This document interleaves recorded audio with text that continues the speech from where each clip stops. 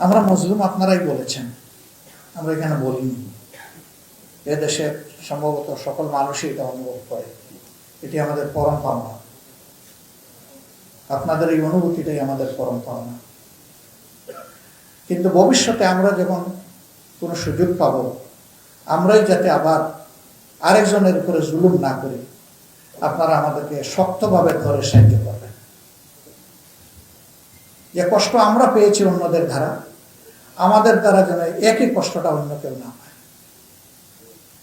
এবার আপনারা দেখেছেন পরিবর্তনের প্রথম দিন থেকেই আমরা চেষ্টা করেছি আমাদের জায়গায় একটু সজাগ থাকার। আমরা সকল ধর্মীয় প্রতিষ্ঠানে আমাদের যা সামর্থ্য আছে তাই নিয়ে আমরা দাঁড়ায় গেছি যে এখানে ধর্মের ভিত্তিতে কাউকে কোনো কিছু করতে দেওয়া হবে না। আমার যদি এই দেশে শান্তিতে বসবাস করার অধিকার থাকে, তাহলে অন্য সকল ধর্মের মানুষের ঠিক একই অধিকার। সমাজে একটা শব্দ চালু আছে, সংখ্যালঘু সংখ্যালঘু।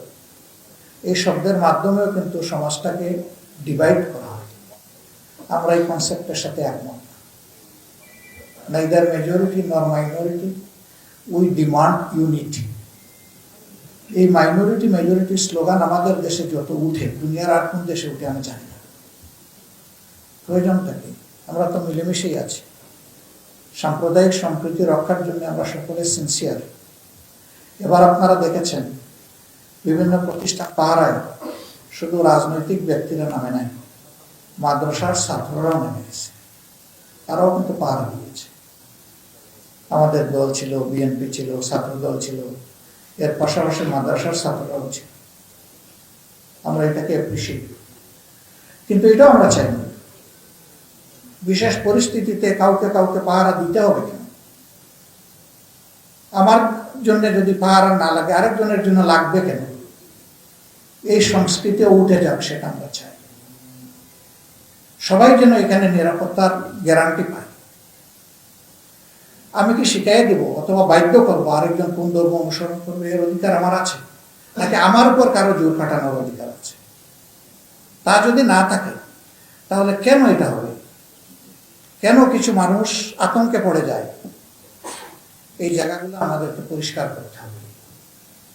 দেশের বাইরে থেকে কেউ কেউ হয়তোবা বাস্তবতা না জানার কারণে তারা সম্প্রতি কিছু ভূমিকা পালন করেছেন বা করছেন, যেটা আসলে আমাদের দেশের জন্য কাম্য নয়। আমরা আমাদের এই সমস্ত বন্ধুদেরকে অনুরোধ করব, আসুন আপনারা বাস্তবতা দেখেন। দেখার পরে যদি এই জাতির প্রতি আপনাদের যৌক্তিক কোনো সমালোচনা অথবা দৃষ্টি আকর্ষণীয় থাকে, নির্দ্বিধায় করুন। আমরা জাতি হিসাবে কথা দিচ্ছি, জাতির একটা অংশ হিসাবে কথা দিচ্ছি যে আপনাদের পরামর্শের, পর্যালোচনা, সমালোচনার আমরা সর্বোচ্চ মূল্য দেওয়ার চেষ্টা করব। কিন্তু আমাদেরকে অনুধাবন না করে আমাদের শৃঙ্খলা বিঘ্নিত হয় এমন কোনো কাজ করলে আমরা ব্যথা পাব। আমরা বিশ্বের সকল দেশের সাথে, শান্তিকামী দেশের সাথে, গণতান্ত্রিক দেশের সাথে আমরা শান্তিপূর্ণ, মর্যাদাপূর্ণ সহাবস্থান চাই। আমরা সকলের মর্যাদা রক্ষার পক্ষে এবং আমরা আমাদের নিজেদের মর্যাদা পাওয়ার পক্ষে। একদল শুধু দিয়ে যাবে, আরেকদল শুধু পেয়ে যাবে, এটা কোনো জাস্টিস না। এখানে এটা মিউচুয়াল হতে হবে, এবং মিউচুয়াল রিলেশন যখন ভালো থাকে তখন সবাই ভালো থাকে। আমরা কেউ বিপদে পড়তে চাই না। আমরা চাই সকলেই সকলের সম্মানিত প্রতিবেশী হিসাবে বসবাস করে। এটা শুধু ভারত দিয়ে কোনো কথা না, সকলের ক্ষেত্রে আমাদের একই কথা। আর একটা জিনিস আমরা চাই, মনে প্রাণ আমাদেরকে আপনারা সাহায্য করেন বন্ধু হিসাবে যেখানে প্রয়োজন, কিন্তু মেহরবানি করে কেউ আমাদেরকে কোনো বিষয়ে বাধ্য করার চেষ্টা করবেন না। আমাদের ডিসিশনটা আমাদের জনগণকে নিতে দিন। জনগণ যখন ডিসিশন নেবে, তখন সেই ডিসিশন জনকল্যাণমূলক ডিসিশন হবে। এটাই হবে গণতন্ত্রের পক্ষে, জনগণের অধিকারের। কিন্তু অন্য জায়গা থেকে যদি কেউ আমাদেরকে বাধ্য করার চেষ্টা করে, তাহলে আমরা ক্ষতিগ্রস্ত হব। আমরা সকলের বন্ধুত্ব চাই, সহযোগিতা চাই। এইরকম বন্ধুত্ব এবং সহমর্মিতা, সহযোগিতাপূর্ণ একটা দেশ আমাদের বড়ই প্রয়োজন। আমরা বারবার সবাই একটা কথা বলি যে প্রতিবেশী বদলানো যায় না। আপনি বদলানোর চিন্তা করেন কেন? আপনার স্বভাব বদলান, তাইলে তো প্রতিবেশী বদলানোর দরকার পড়বে না। প্রতিবেশীকে প্রতিবেশী হিসাবে আপনি রিসিভ করে নেন, তার প্রতি আপনি সম্মান প্রদর্শন করুন। অবভিয়াসলি আপনি যখন কাউকে সম্মান করবেন, ভালোবাসবেন, আপনার পাওনা হয়ে যাবে তার কাছ থেকে সম্মান এবং ভালোবাসা। এর জন্য একটু ধৈর্য ধরতে হবে, অস্থির হওয়ার কিছু নেই। সব কাজেই বড় কোনো কাজের অর্জনের জন্য ধৈর্যের সাথে সাহসিকতার সাথে আগাতে হবে। এই দুইটাই লাগবে, ধৈর্য লাগবে, সাহসিকতা লাগবে। তবে সবচেয়ে বড় সাহসিকতা হচ্ছে অধৈর্য না হওয়া, ধৈর্য ধরা। আমরা যেন সেটা পারি। আপনারা জানেন, অনাকাঙ্ক্ষিতভাবে এ মাসের 1 তারিখ হঠাৎ করে আমাদেরকে নিষিদ্ধ ঘোষণা করা। যে ছাত্র সংগঠনটি আমাদেরকে ভালোবাসে, আমরা যাদেরকে ভালোবাসি, তাদেরকেও নিষিদ্ধ করা। কোন প্রেক্ষাপটে?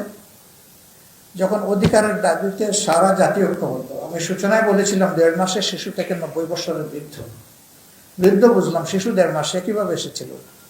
মা তার 1.5 মাসের সন্তানকে কুলে নিয়ে রাস্তায় ছিলেন।